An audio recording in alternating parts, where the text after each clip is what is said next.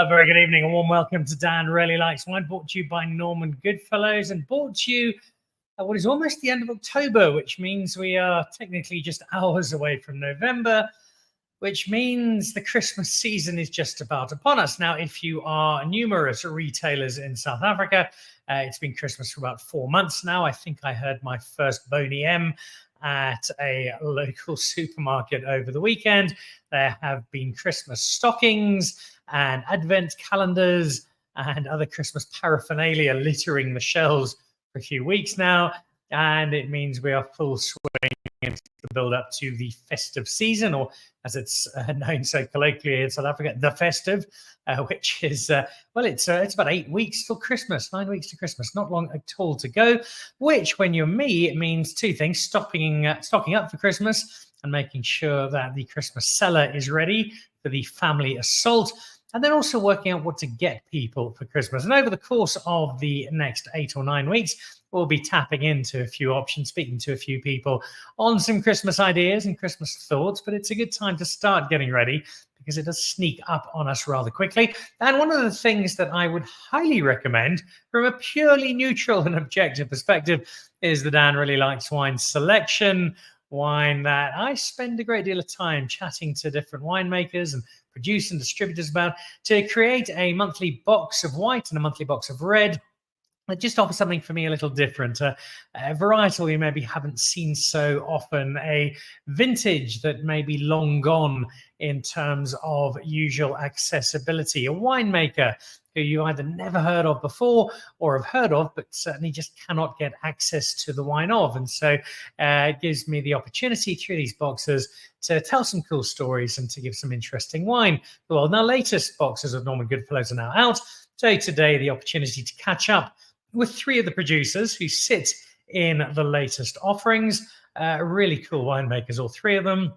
Some wine, needless to say, if I've endorsed it by popping it in the Dan Really Likes Wine selection, that I heartily approve of, and stuff that does what I think is so important when it comes to wine, and that is broaden the education, introduce new spaces and new varietals and new names, and just help you to dive into the wine world a little deeper and explore a little further. So in just a couple of minutes, we will have 3 terrific winemakers joining us. Francois Haasbroek joins us from Blackwater, Gerhard Smith, who makes the wonderfully named Snor, and Danie Carinus from Carinus will be joining us as well, as we look not just at the wines that they have, but also what's been happening on their respective wine horizons and what we have to look forward to as we get towards the end of the year. Now, the end of the year is going to include, amongst other things, some pizza eating. I shall forsake my elite athlete status now and again to delve into some great South African pizza. And that's because Dan Really Likes Wine has partnered up very proudly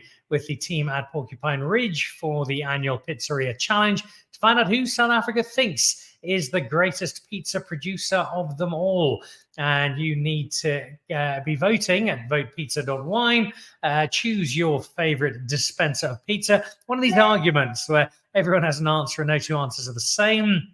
But over time, I think that accumulates, and we'll find out who this year South Africa thinks the top 10, the top 3, and the top overall. And not only are you supporting your local pizza establishment, but you are also standing a chance to win some great prizes. Loads of Porcupine Ridge wine, a Porcupine Ridge pizza oven. It really is plenty of incentive to get on to votepizza.wine and vote. And we'll be doing something rather special with the top pizzerias during the course of November. So look out for that. News of those winners coming soon. All right, we've got 3 great winemakers to chat to. We'll do that in just a second. Before we do, though, let's have a quick look at the latest wine news.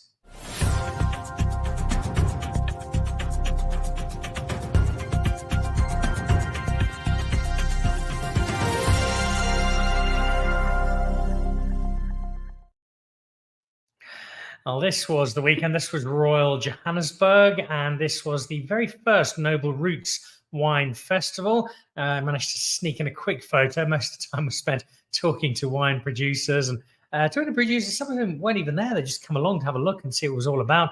Big crowd. Ransley Peterson and his team did a terrific job. Wine producers like Boschendal and Black Elephant and Allée Bleu and Friars Krove and Bizet and a whole bunch of others came together for a really lovely afternoon. The jacarandas in full bloom at Royal.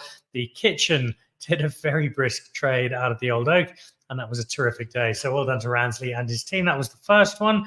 It was smallish, I think bigger than they were expecting. It's going to set the scene for many more to come, loads more wineries coming, and I think more events as well. This one was loads of fun.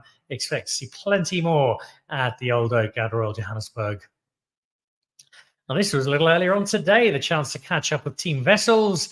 It's Craig and Anne and Luke, their son, as they released not just the new Main Road and Dignity and Ave Maria and Le Luc, but also two brand new wines. You're going to see these in the festive edition of the Dan Really Likes Wine selection, an estate Chardonnay and an estate Pinot Noir. The vines are younger, the wines are younger, they're a little tighter, a little leaner, but still really, really good wine coming out of the team from Restless River. This was at the Peach Hotel earlier on today. That Ave Maria and Le Luc are still benchmark out of the Himalaya, but the new ones, I think, will just make the brand a little more accessible, both price point, but also in terms of numbers, because there's not much of that Pinot Noir or Chardonnay at the top level. So a welcome addition. Look out for those included in the Dan Really Likes Wine selection coming up around the festive season. Now, this is tomorrow night. If you are free, you can join me and the Idiom team at the Norman Goodfellow store on Four Ways Crossing. Get there 5:30. We'll kick off at 6 o'clock. The last few tickets are available. It's 100 Rand a spot to come and join us. That 100 Rand goes entirely to charity. There are snacks going, canapés served. More importantly, some wine that's heavily influenced by the wines of Italy and the winemaking style of Italy. And if you haven't had the wines of Idiom, you'll be meeting not just a brand that's new, but I suspect one or two varietals that are either be new or largely unfamiliar.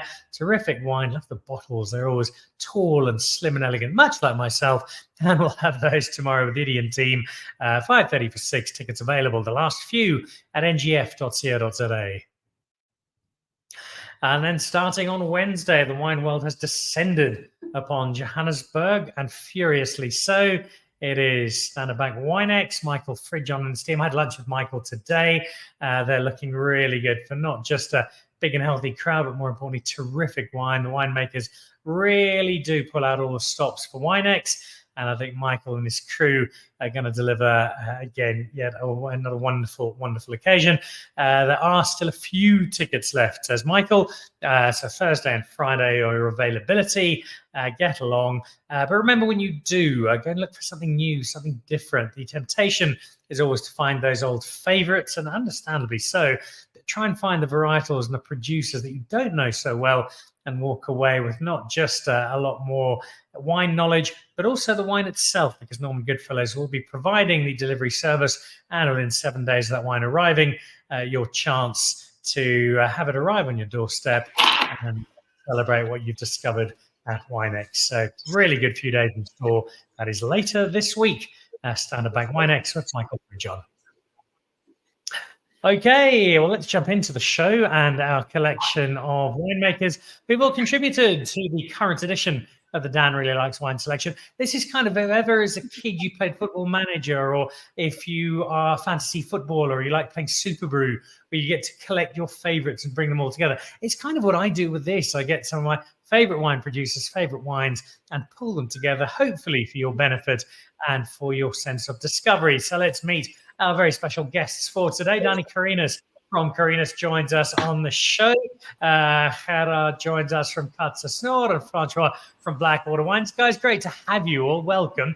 First of all, thank you for allowing me to include your wine in the upcoming selection. And we'll talk about that wine in a moment, because it's some really exciting stuff.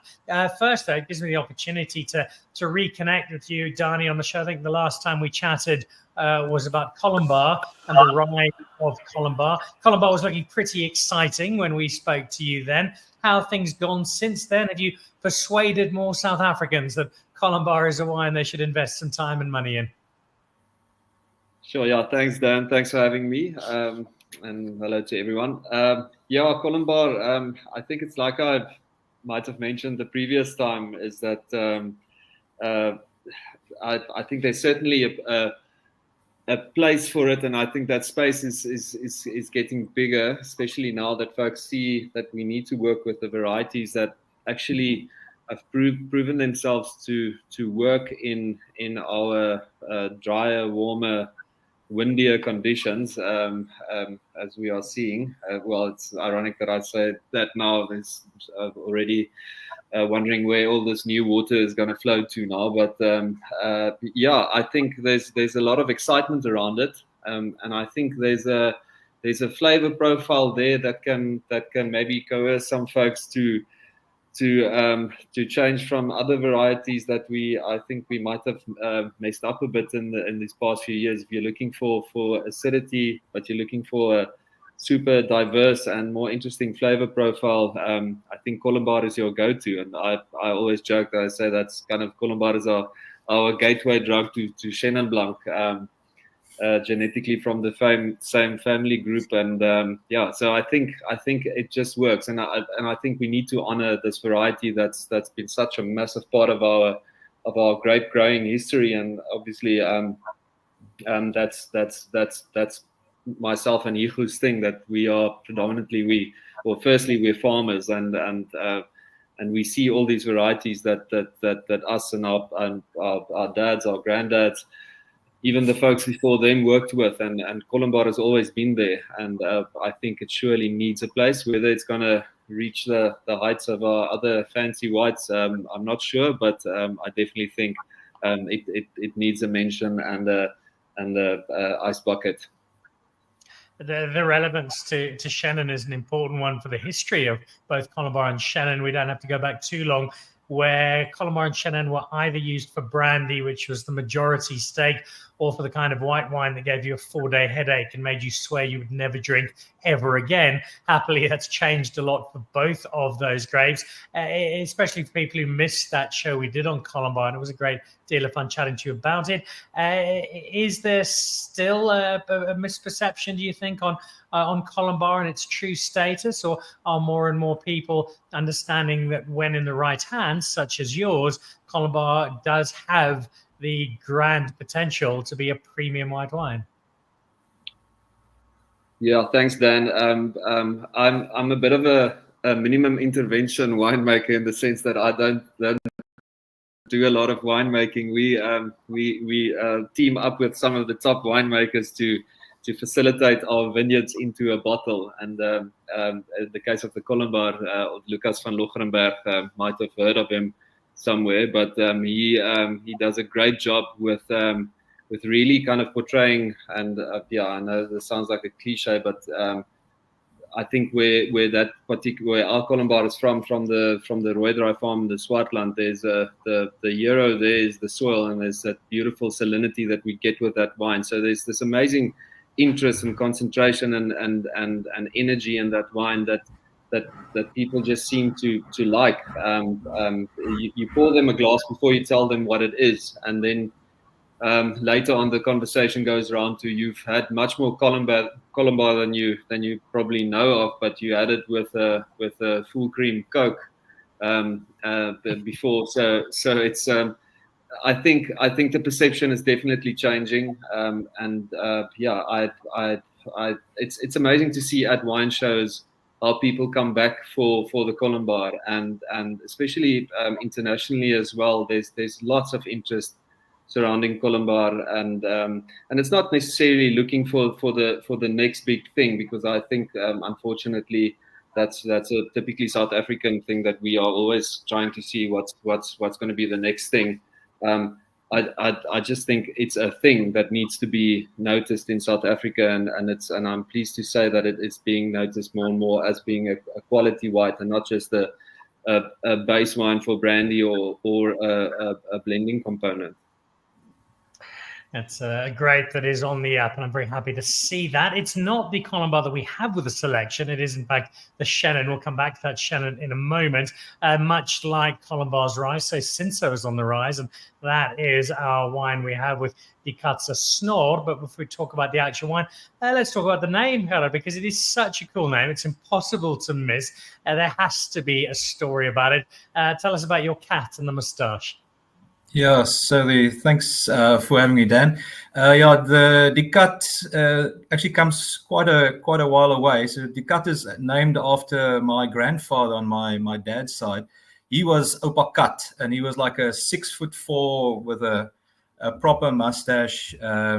They retired down in Stilbaai many years ago, and since I was at Chocolate, and we would go there for every December holiday, my first job would be at sundown when Granddad was lighting the fire. I would go to the fridge, and on top of the fridge was the box wine, and I would take my grandmother's glass, fill it up with ice, and then fill it up with the red wine that was in the bag in the box on top of the fridge, and then take it down to her. So that was my intro into the wine business. But then also, the Katse Snor is a little bit of obviously a tongue-in-cheek, which is cool. It translates directly with the English of the cat's whiskers, and it's just in winemaking circles, sometimes people take themselves a little bit too seriously, and for me, there always has to be a fun element. I'm very serious about the wines and the quality of the wines, but they have to be fun to drink, and there has to be a little element of humor in there for me as well. And there certainly is, but don't let that suggest that these wines aren't serious wines in themselves, as you'll discover with the box. Tell me about the relationship between the label and what we can, I think, describe as your day job, because you do make some other wine that is reasonably well known. How does that balance out between the creation brand and the Katse Snor? And how important is it for you as a winemaker to have this other creative outlet? I think I'm very lucky with that. I've got a very supportive boss in JC and Caroline here at Creation, which is very much the day job. So that probably takes about 99% of my time, and then I make a little bit of my own stuff on the side. And it's I've had the question before of how do you manage it in between? But these guys, the other winemakers, will know. Harvest time, everything's just coming in thick and fast. So if you have another couple of little bits and bobs just coming in as well, you just kind of find a home for them somewhere and ferment them and try get them to bottle safely. So it works quite well. Neither Jason or I are spring chickens anymore, so we've been around the block. We know how things work. But it's just it's phenomenal to have such a support base from your day job for something that is technically, I guess, a competition. Although when the cut becomes competition for something like creation, then there's something seriously wrong with either or both of those issues.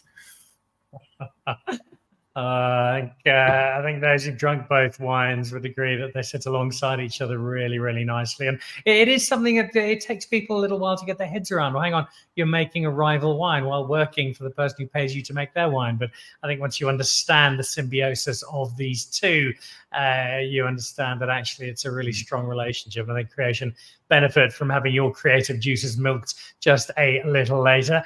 Francois is our third guest on the show. Francois, lovely to have you, and lovely to have the Syrah, which we shall talk about in length in just a moment. Give us a little bit of story about the Blackwater wine brand, the name behind it, the story behind it, how this came to be, what you are now enjoying so much success with.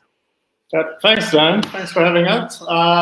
Firstly, I've got to apologize for the background. Let's call it noise, but it's a working winery, and we're labeling thick and fast for today, tomorrow, and Wednesday, new vintages and exports. So if there's a cling and a clank and an occasional bottle that goes smash, just kind of ignore it.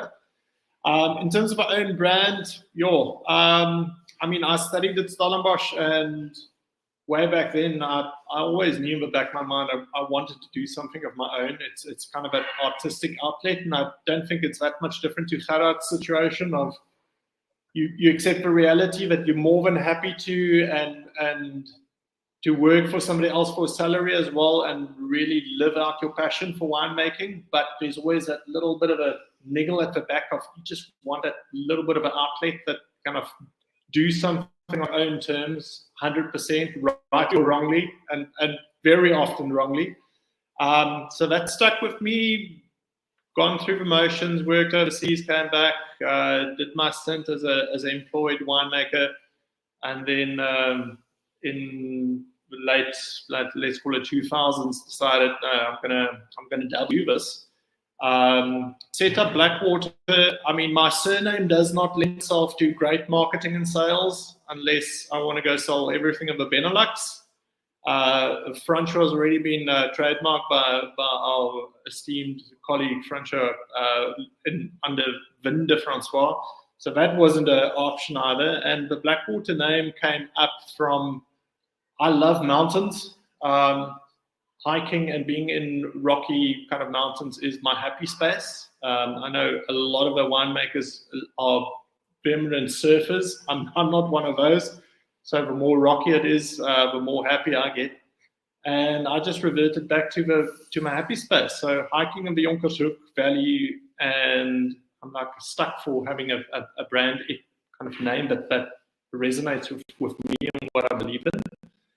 And I was literally just sitting next to the source of the first river, right up in the second waterfall, and this water just trickling by me. And I'm like, this is something I remember since I was knee high hiking with my dad. And you walk past these mountain streams in the Boerland, and it doesn't matter how deep it is, but the water is this peculiar pitch black color. It's like a leech tea that just stood overnight, and it almost freaked me out when I was a child. You don't know what's going on under the water, monsters lurking, but it's some of the best tasting water under the sun, and it's all the rivers in the Boerland, and that's the tannins leaching from the fynbos into our river systems from our mountain systems. And I'm like, well, this is black water. This is the stuff that feeds our vineyards. Red wines, ironically, also based on tannins, also a type of a black water. And that's where the name was just born at. So the name stuck, and we're in it now for close on 15 years. Thanks for the kind words of us being successful. Success is the eye of the beholder in the wine industry. But so far, so good.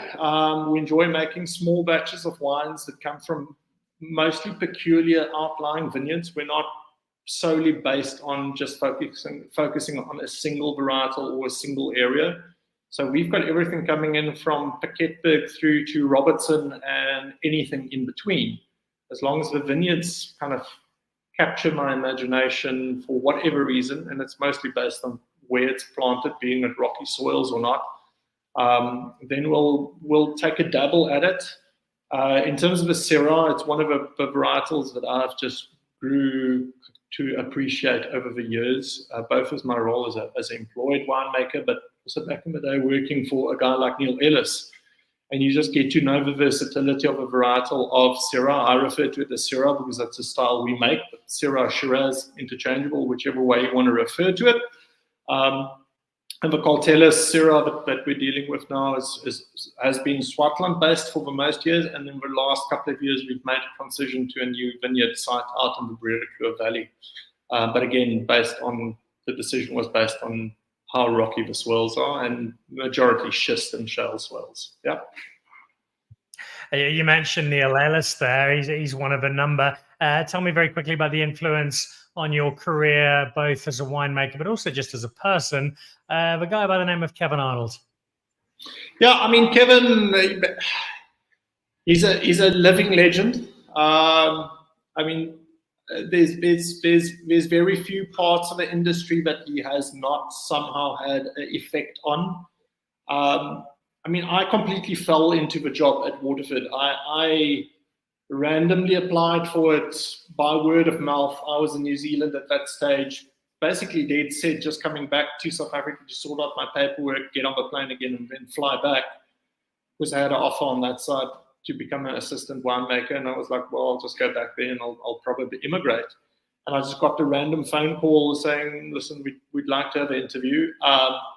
It panned out there was a chance occasion where he met up with Neil Ellis and at that stage the owner of the winery in New Zealand, in London of all places. And my name came up, and at that stage Kevin was in need of a new winemaker to help him out at Waterford. It was in the transition phase between Günter Schultz leaving and him having I call it a weird bunch of winemakers taking over at Günter, but if you look at who they are literally the who's who of South African winemakers that ran that cellar in 2004, which it's actually quite insane. I mean, it's Danie Carinus, it was Andrea Molyneux, it was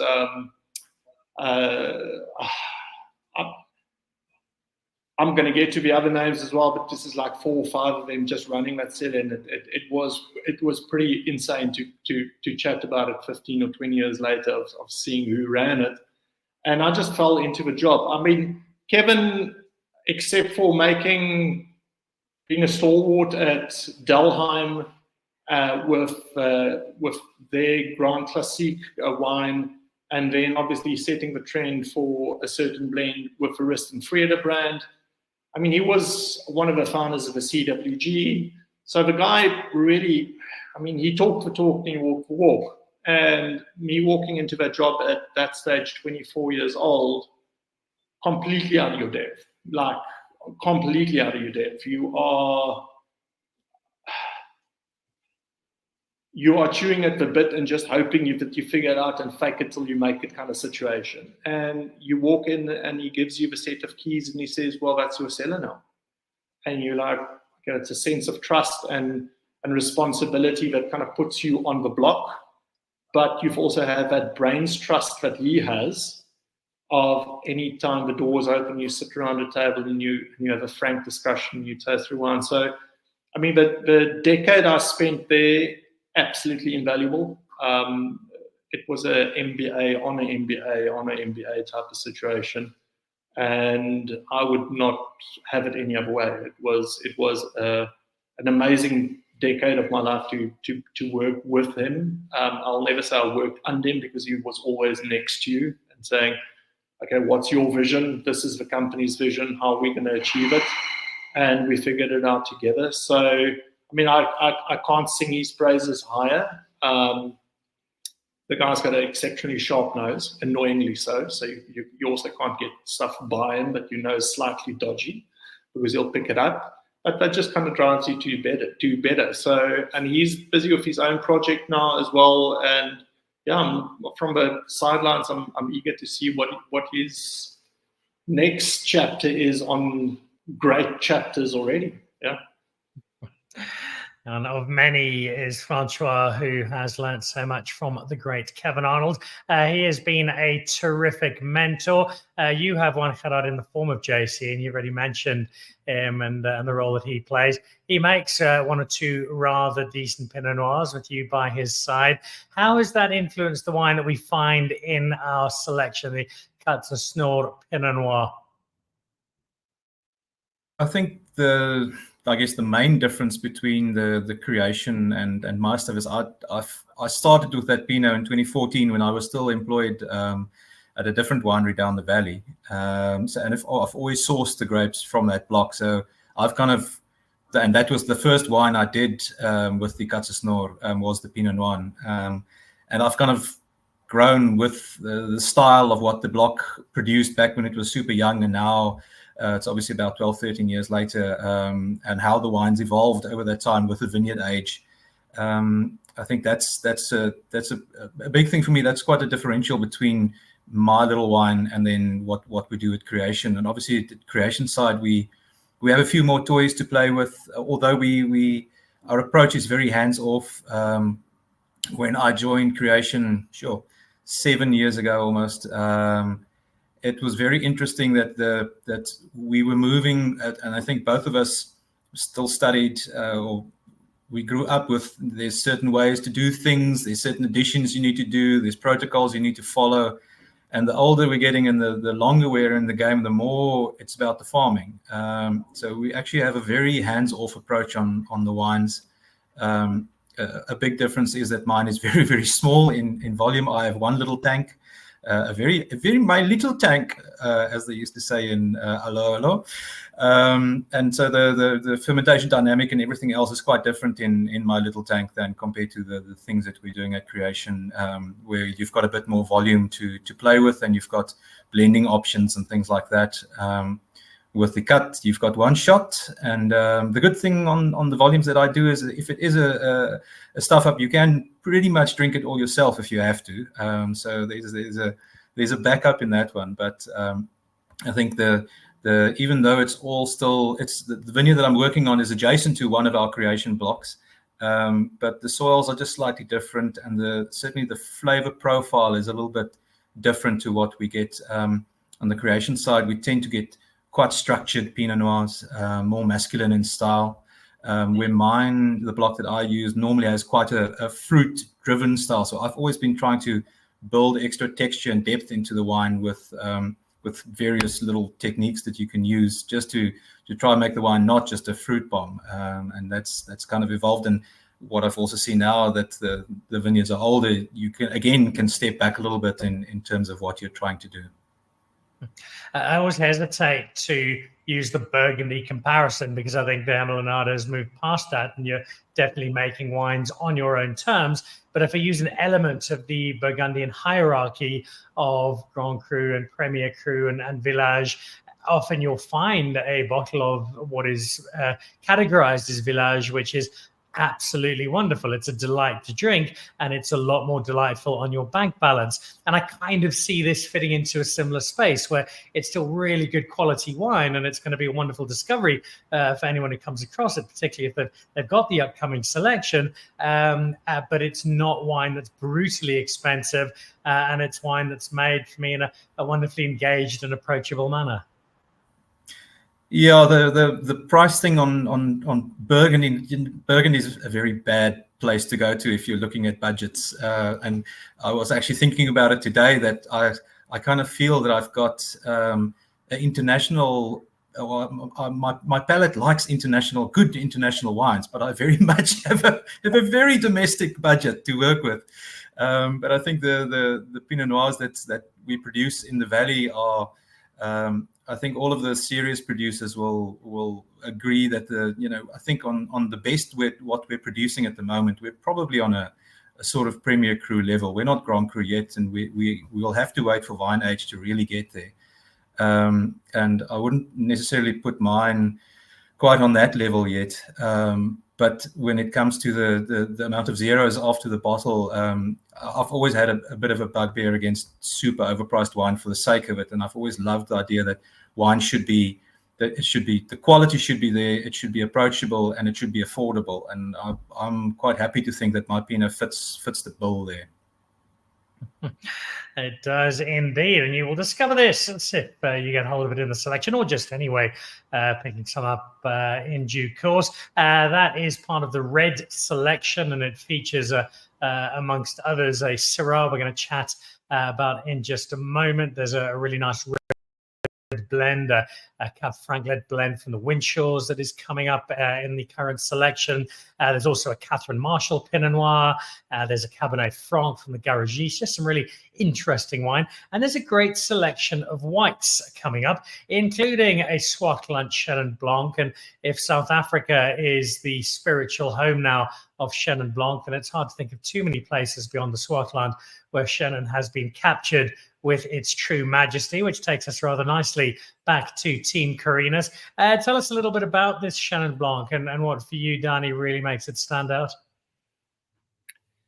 Yeah, Dan, I'm glad Gerhard just mentioned the Premier Cru, Grand Cru kind of setup. We wanted to introduce folks to let's say a hatchback Swartland Chenin. It's not gonna break the bank, but there's still loads of interest there. And so this is from a vineyard that was planted in 1981, and from the Rooidraai property that Danie Carinus farms. And we actually the nice thing about being the landowners and the farmers, that we don't have to organize that picking date with the farmer, because we are the farmers, and we've terribly missed the timing with our picking dates in the past. So since 2016, we've done multiple picks on that vineyard. So in the case of the 22 that's in your collection, we actually did 4 picks. So first few picks would essentially be for just to get that acidity, a little bit of palate weight, and then your later picks more towards your fruity, the riper components. And all those different batches ferment separately, and then at the end we sit down and then we we taste through all the barrels. Our barrel selection, the few barrels that we think is showing the most kind of classiness, we bottle under Rooidry, and then the rest that we feel kind of wants to be opened up now.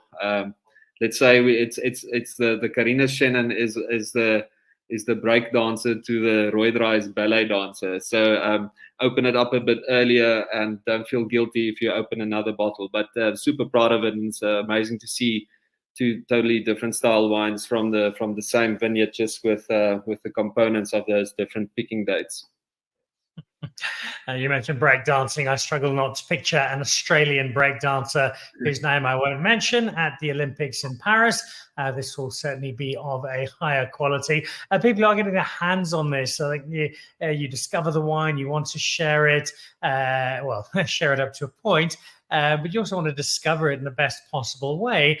I find that it's hard to nail down exactly what food to have with Chenin Blanc generally, because there is such wonderful versatility to it, from spice to rich food to a more classic seafood style of dish. What for you really brings the best out of this particular Chenin Blanc from a food perspective? Sure, Dan. Yeah, so definitely with, again, what I mentioned earlier regarding the Colombard, there's again that beautiful salinity on the end of those wines, and that just seems to pair beautifully with any kind of a seafood tartare, ceviche, something of the sorts. There's this real kind of a creaminess on the palate that seems to work well with those kind of dishes. Also, strangely, there's this reductive note that reminds me of it's got that whetstone kind of thing, but there's also this weird fresh bruised curry leaf. So it's like a Goan fish curry kind of dish as well, would work beautifully with that wine. So there you get the spice, you get that creaminess, and then that beautiful kind of salinity and acidity that those wines have just kind of balances out the richness of that dish. So I definitely go towards seafood, and we're heading into seafood season now, so you can't go wrong there. All right, got me peckish again. This tends to happen rather often on this particular show. Chenin Blanc has been catching the eye of wine drinkers and wine critics internationally for some time now. Francois, I get the sense in the last 2 or 3 years, an understanding and appreciation of the quality of South African Syrah from an international critics market has surged, and it ties in with a real understanding, I think, of where the very best of our Syrah often needs to go. And that's wine where the focus is more on the elegance and the purity of fruit. We still produce some of the bigger Shiraz style with a set of shoulders coming off the back of a scrum. But it is that slightly more refined, slightly more delicate style of Syrah that is, I think, getting a lot more attention. Is that a fair reflection on where you think our Syrah is going and where we do get the best out of it? Because it's certainly what I got when I tried some of yours recently. Yeah, I think that's a fair comment, and it ties pretty well in with the comments that was made on the Chenin Blanc side as well. I mean, the benefit and the disadvantage of Syrah and something like Chenin is twofold. It's its versatility. I mean, that's what makes it such an amazing grape to work with. It's one of a few red grapes that is happy to come into the cellar at what we would have been taught at university as being underripe. I mean, back in the day, everyone is aiming for the holy grail of a 25. 25 belling is what you're aiming for. I don't know where that number came from, but that's just the number that was there. But then you come to the realization that you can comfortably bring in Syrah from certain sites and certain rootstocks and clones at 22.5 belling with a potential alcohol of 12%. The wine is not green, it's not weedy, it's not astringent, it's not thin. There's structure, there's appeal, there's oodles of perfume. And more importantly, it's got lots of natural acid at that level. So the wine is actually refreshing and not this cloyy, sweet behemoth of a mess that just kind of after a glass, you're like, okay, that was interesting, but now I'm physically tired of this.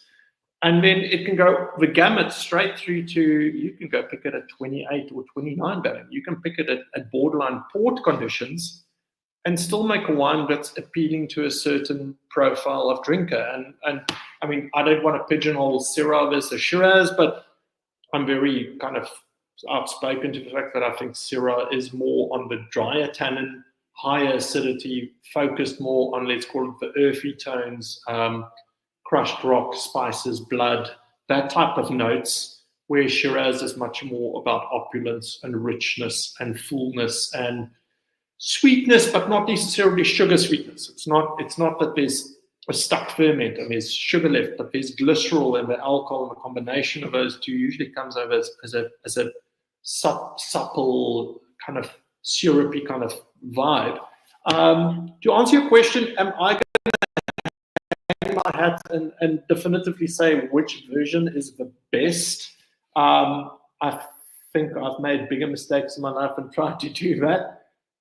But the one I feel is more a reference point is going to be veering more towards Syrah and Shiraz, for the simple fact that Shiraz is something that can be manipulated in terms of ripeness of a vineyard, and it's much more a production style of making wine, where Syrah, in my personal opinion, is more expression of a site where the vines are grown and how the grapes come in. Yes, obviously, you give the same grapes, the same ripeness level to 10 different winemakers, you're going to end up with 10 different wines, because we always manipulate things. We always have a decision to be made in the vineyard and in the cellar. But on the Syrah spectrum, I think there's just more nuance. It is probably a bit more decisive or divisive in a room of you might like it or not like it, which is fine by me. I mean, the volumes that we're making wines at this scale, it's fine being divisive. You don't have to please everyone. So having a drier profile and not being this opulent, rich, big wine, which a lot of people expect Shiraz to be, but more Syrah of more earthy tones, forest floor, truffle, iron filings, that type of thing, and with a higher acid. I think those are the ones that garner most recognition. The fact of the matter is that the gatekeepers of who decides what is hot and what is not in the wine industry is a dozen people, effectively. And those are the ones that stand out for me because I think it's got soul. It's got the traceability. It's like Carinus says about their Chenin, their Roy is very specific in its style. And it's if Lucas decided to pick it 4 days later than they pick it, then that style would probably just disappear and it just become another generic Chenin at 13.5 alcohol with a bit of Yellowstone fruit. But because it was picked at the right stage and handled with the right kind of care and deferring to the fruit rather than intervention, Roydra has become Roydra in its own right. And in the same breath, Gerhard with his Snor, he understands his block of Pinot Noir being, although it's closely related to creations, there's a definitive different style to it. But you can only get that style to come to fruition if you treat the grapes with deference of when it's ripe and ready, rather than trying to force it into something. And my preference is I like making wines that's more on the elegant side. And obviously, there's sometimes a thin line between elegant and insipid. But I find elegant wines a little bit more challenging to make rather than just robust, big, blousy, extracted. Everything is just more and more and more. There's a recipe to do that, and there's a Rolodex of things we can add and toys we can buy to get that right in the cellar. But that's not what I want to do personally. So to answer your question, I think, yes, Syrah is slowly but surely kind of claiming its rightful place. I mean, you can't fight against the results of what a guy like Kali is doing at Porcelainberg and Buchenwald's with Syrah in its own right. And Rien Boorman with his Syrahs, it's world-class wines. It's honestly, in terms of a world of Syrah, they are on the sharp end of a stick, and I'm very proud of what these boys are doing. I think we can toss you into that list that also includes people like Molyneux and Raal and so many others who are delivering exquisite South African Syrah that has uplifted the entire varietal to another level. We got winemaking and Syrah in one go there, which is great. Just before we do wrap up, guys, a big part of why I created this box was to give people a chance to adventure and to explore and to find stuff they might normally come across in their day-to-day wine journey. Danie, how important is that still for you as someone in the wine world to keep discovering new wines, new varietals, new interpretations of varietals you think you know quite well, to keep you at the cutting edge of the wine world? Yeah, Dan, I think it's super important for me. Firstly, as a producer, working with some top producers or clients out there making some of the best wines in the country. I need to know what that final product, what they're aiming for. So we need to be tasting a lot of wines, not only as winemakers, but as vine growers as well. We need to understand the next tier of the industry, and I think that's what actually opened up a whole new part of the wine business in South Africa, is that the wines of the world are accessible now, and the other wines, well, to tell you the truth, many times in tastings. Now we're sitting there, and like everyone would silently be thinking, but our local ones are better, and it's happening more and more. So cool to hear Francois talking about other wines, other guys' wines as well. I think that's a awesome thing to see now. We're promoting brand South Africa and not only our own wines. You see it at all the shows you go to, but the coolest thing there is usually when there's wines left over, you just swap wines around with all the other guys and you're drinking other people's wines. I think it's super important, just to recalibrate your palate. You never know everything, and you're never gonna know everything, and that's the fickle mistress we're working with. It's you need to, like I say, calibrate that palate, and when you think everything's off, then you should have a Riesling tasting just to get everything back into balance. That's an excellent summary. Francois, just quickly, what about you? Are you still, despite your time traveling the world, working in America, working across South Africa, are you still on a regular basis finding the new, the previously undiscovered, the wine that still has the capacity to surprise? Oh, for sure, Dan. I think at the end of the day, and Danie summarized it perfectly, is when you sit in tastings very far from home and you open wines and people are visibly moved and shocked by the quality that they're experiencing in their glass. And it's obviously the fact that it relates to a great price point even amplifies it more. But it's such a discovery for them. I mean, the reality is our vineyard holdings are getting smaller and smaller and smaller every year, if we like it or not. We are becoming a minority player in terms of world output of wine. So the responsibility turns to us to make better and better wines. So even if we don't make a lot at the end of the day, we've got to make wines that becomes what I refer to as reference wines, where if a tasting is held in Helsinki and they are talking about, be it Pinot Noirs or Chardonnays or Chinons or Sauvignon Blanc or Cabernet Sauvignon or Syrah or the whole gamut of wines, you would hope and love one or two or three South African wines to be mentioned in that thing. If we are tasting 10 examples of this on a world basis, those wines need to be in that tasting as a reference. And I think that's what we are slowly but surely edging towards. I mean, I'm in my second half of my career. So like Neil Ellis said to me when I worked with him way back when, he said, you've got to accept the fact that as a winemaker, you probably have, if you're lucky, 40 times to do your job in your entire life. You've got 40 productive vintages to go make wine. That's a bold responsibility, thinking you've got 2.5% of your lifetime's work is captured in a vintage.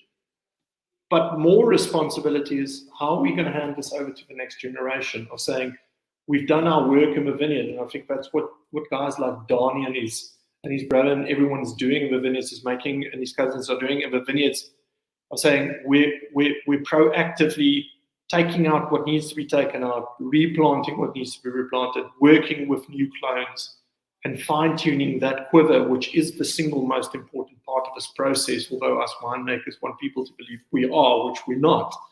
And then we just shouldn't mess it up in the cellar. But more importantly, we need to hand over this baton to the next generation, because this is not an overnight deal. You don't become a reference wine brand or a wine region in 20, 30 or 40 or 50 years. It's 100-year game.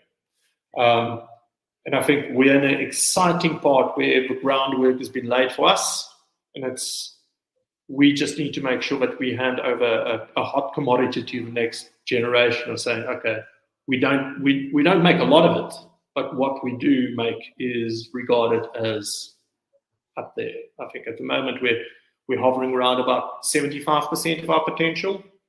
The other 25% is going to be incremental to be chipped away at, but I mean, that's the exciting part. It's hell of exciting what's happening out there and what the youngsters are doing as well. Yeah, I'm excited and optimistic.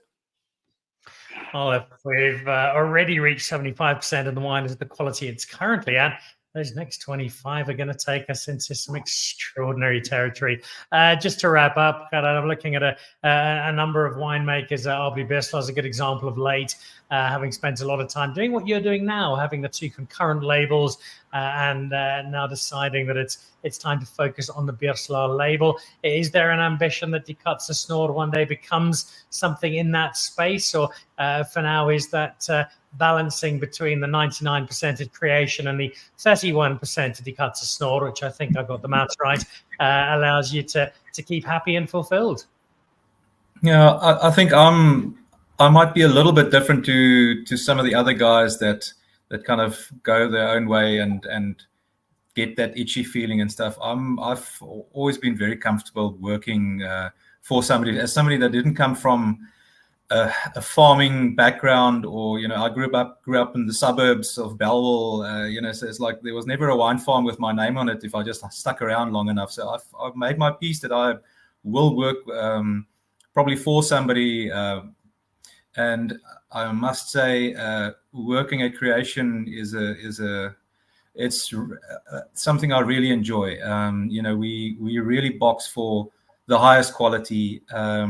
It's all about focusing on the farming, realizing what you got to do to make better wine, sometimes less and not more, and things like that. And it's a culture at the place that I really enjoy, and it's fun being part of a good dynamic company. And having the cut is my little passion project. I can really play and do the freaky stuff there, which happens if you are. My first vintage, I did a Sauvignon Blanc, and when you call Herman Meyer Stompie for advice of when things go interestingly on the wines, then you're in deep water there. So I like having it as a side project, but I'm quite comfortable with the dynamic the way it is. It's probably something that when I finally reach retirement age and they have to put me on the bench, it's still something I can do on my own time and just keep fiddling with it a little bit. The sound in the background is the popping of Cup Classique corks from the entire team at Creation on hearing that Gerhard is not going anywhere anytime soon. I think that'll make plenty of Creation fans happy, but the fact that it's running alongside Die Katse Snor means we get two brands for the price of one, so to speak, and very happily so. Guys, thank you very much indeed. I think Danie might have just slipped away. I know he's a busy man. He's about to slip away. So Danie, thank you, Francois, Gerhard, not just for being on the show, but also allowing me to put some really exciting wine into the selection. And I genuinely mean this when I say that I have an enormous amount of fun with what's quite a difficult job, because paring it down to just 6 wines of red and 6 of white each month, it is tricky because there is so much good wine, and you've all made the point about the quality of winemaking at the moment and where it's going. But you guys are a big part of that, and getting to showcase some some of your wines, as we do with the Dan Really Likes Wine Selection with Norman Goodfellows this month, is a really vivid illustration of just what a good space we are in. 75% and counting, to quote the great Francois Haasbroek. Guys, thank you all so much. Look forward to getting great feedback from everybody drinking the wine. Let us know what you thought, to having all of you back on the show soon. And Francois, let us know when we're on 76%, and we'll check back in and continue with that countdown. But Danie, Gerhard, Francois, guys, thank you so much. It's been an absolute delight. Thanks a lot, Thanks, Dan. Thanks for having us. Cheers, Dan. Goodbye. There we go. Danie with the Carinus wines, Gerhard with the Snor, family tribute in there, along with a very cool name, and Mr. Haasbroek with his predictions for an already great industry getting even more so. If those wines strike a chord, and I firmly hope they do, then they are part of the current Dan Really Likes Wine Selection with Norman Goodfellows. That is available on the Norman Goodfellows platform. Head over, look for Dan Really Likes Wine, order away, and I think you'll find some really interesting, really rewarding wine, not just from our three guests, right? From people like Catherine Marshall with her Riesling and her Pinot Noir, the Garagiste with some Semillon and some Cabernet Franc. There is some Pinot Gris in there. There's a Cabernet Franc red blend. There's just a really interesting selection wine that I think adds to my understanding of South African wine. Hopefully it does the same for you too. We'll see you later in the week. Enjoy WineX if you get off there this week. It's going to be a cracker. Keep drinking and celebrating South African wine. I'll see you back again soon. Goodbye.